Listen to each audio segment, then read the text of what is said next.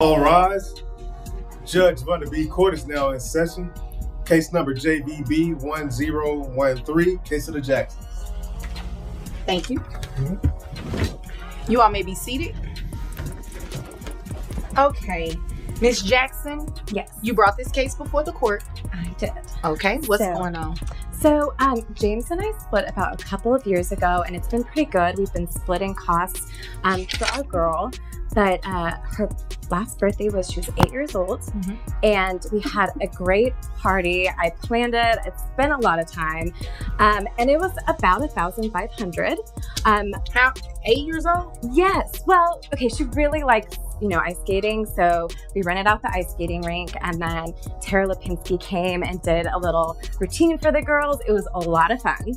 But anyways, it did cost something, and James just refused to pay it. Whose idea was it? Wait. How much was the birthday party? But $1,500. Buckle up, guys. Today we're diving into a courtroom clash over private school costs. Ms. Stewart opens by explaining their mostly peaceful co-parenting relationship, but now she wants to raise child support to cover a pricey new school for their son. Sounds reasonable, until you realize this case isn't just about money. It's about how personal sacrifices and legal structures collide when ambitions for a child's future come with a heavy price tag. Whose idea was it to have that expensive birthday party? Well, Tyranny brought up the whole inspiration for it. So I just kind of, looked at what past birthday parties we had gone to, kind of the expectation was set at a certain level, and yeah, so I did ask James for certain input, and he did not give that, so I just took that as I have to parent out.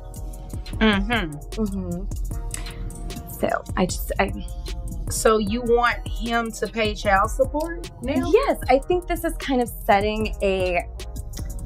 it's changing up the dynamics a little bit, that he wouldn't even pay for a little bit of her birthday party.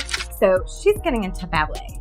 There's recitals coming up. There are other things coming up. And I'm just nervous that she's going to see that imbalance in our relationship, and it's going to cause something. But you're creating the imbalance. $1,500 for an 8-year-old birthday party?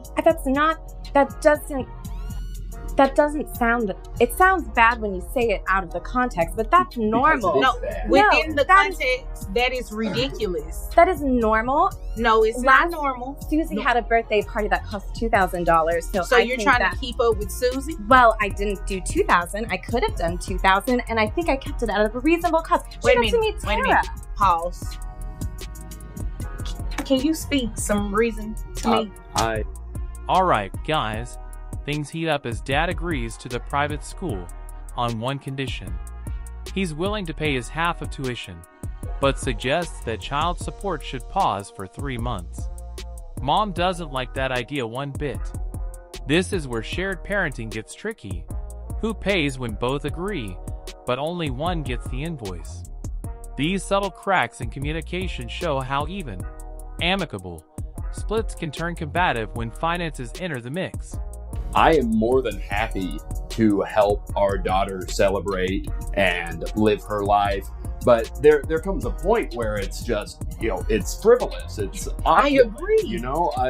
I would have been fine going halfway down the middle of just like paying to have some kids to the skating rink, but we did not need Tara Lipinski there. I thought that you were joking when you said that, which is why I didn't respond. I do not joke. And you know how... Excuse me.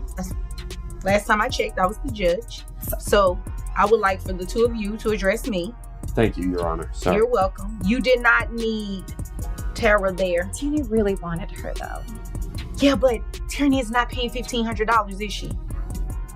No, and it's Now here's where it gets interesting. Dad thinks he found a legal loophole. Pay tuition instead of support for a few months. But Judge Vonda quickly crashes that logic. The legal system isn't designed to bend month to month based on verbal agreements.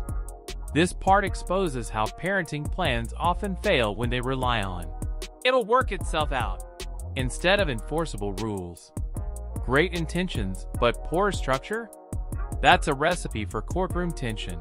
You have the expectation of him to pay that when it was your idea. That is ridiculous. And you came to court today to ask me to do what exactly? I just want in the future to make sure that there is a balance in our relationship. I want to ask you again, what is it that you came to court to ask me to do? I would like him to pay child support. Well, I would like for you to not spend $1,500 on a birthday party.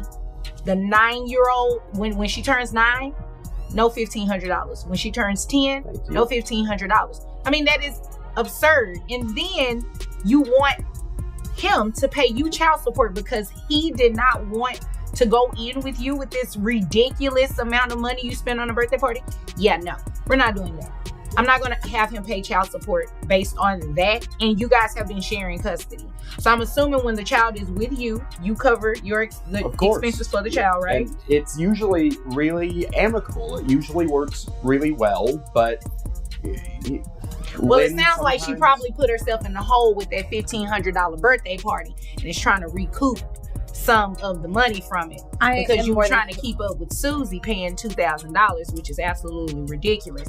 And I'm not going to do it. And I cannot believe you actually filed this in court and asked me to do it for those grounds. Yeah. I see that there's no weird issue with this thing. Okay. Well, it's just, I'm happy to help. I'm happy to step in and help our daughter pursue her interests. If she wants to do ballet, sure. Ballet makes sense. Ballet is an activity. Right. If she chooses to do ballet in school, I mean, it's an educational activity as well.